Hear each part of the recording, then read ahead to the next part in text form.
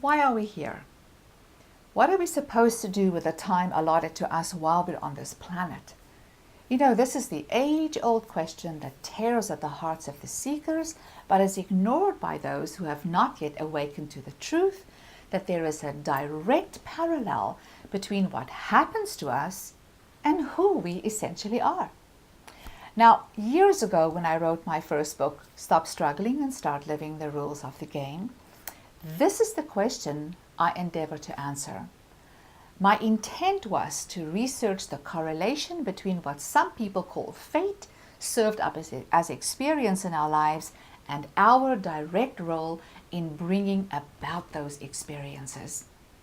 Now, regardless of all the philosophical answers one can come up with, and believe me, today everyone and his dog is a philosopher, and disregarding any and all the religious connotations the myriad of different religions can and do provide, the answer to the question of why we are here is surprisingly simple. We are here to grow and evolve. We are here to become better people by overcoming negative behavior patterns and figuring out how to adjust our course in life so that we may gain a measure of self-control and self-direction that will lift us out of the pool of victimhood for good. Now, interestingly enough, guidelines do exist to help us navigate this path of self-discovery, and it is called natural law. And natural law is written about extensively on my website. Now, it is also true that not everyone begins this journey with equal potential to do self-investigation because people operate on different levels of consciousness and understanding. So what do we need to embark on the journey of self-discovery? Well, we certainly need self-discipline and a whole lot of practical thinking, as well as a practical attitude. And these are attributes we develop as we begin to take a serious interest in the nature of our world and our place in it. Now, during this process of exploration, we steadily develop the ability to trust ourselves so that when we find things that sounds a little bit off, an inner nudging begins to push us away from such information and brings us closer to the answers that we are looking for. So what is truth then? Well, that's another interesting question, because we discover truth in equal measure to what we can understand and internalize. We never conquer, nor do we question anything that is beyond our level of consciousness. And this principle speaks to the natural law of correspondence, literally meaning as above, so below, as within, so without. Everything in our world without fail is growing and evolving. Evolution is the natural instinct of all things to improve. It is the perpetual releasing of all potential. It is the thing outgrowing itself and reaching towards a greater fullness.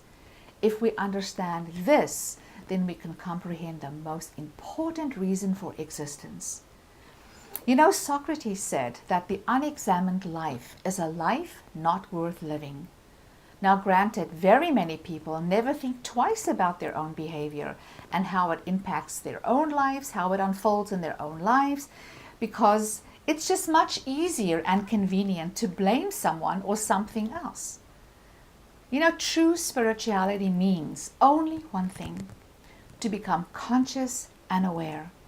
Now, consciousness and awareness is the ability to be authentic in everything we do, say, or think.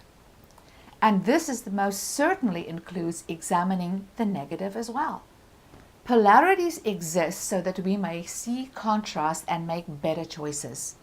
Ignoring the negative is foolish, because in doing so, we forfeit half of the learning. We are here to grow and evolve.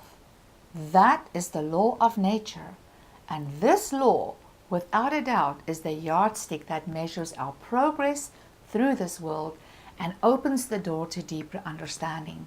And this door is open to everyone who takes responsibility for their own lives and sets foot on the path of self-discovery. Now, some people go through life and eventually go to their graves bitter and twisted because of what they think others did to them or what they perceive as the unfairness of this world. But nothing is ultimately unfair in this world because we ourselves hold the key to liberation in our own hands. It is up to us to start the investigation process into the nature of being. And when we do this with an open heart and mind, the power that exists in each one of us to steer our lives in the direction of choice is revealed in equal measure to the effort that we put forth. Being on this planet is an amazing adventure, and it's an opportunity to grow and expand on every level. Those who understand the principle of growth and evolution embrace life and never stop investigating how they may achieve greater balance and harmony. The greater the peace you personally find, the greater becomes your capacity to share that with others. And the reason for that is simple. You can never give to others that which you do not have of yourself. Our personal growth and evolution is the example we set for those whom we care about most, because nothing speaks louder than action does.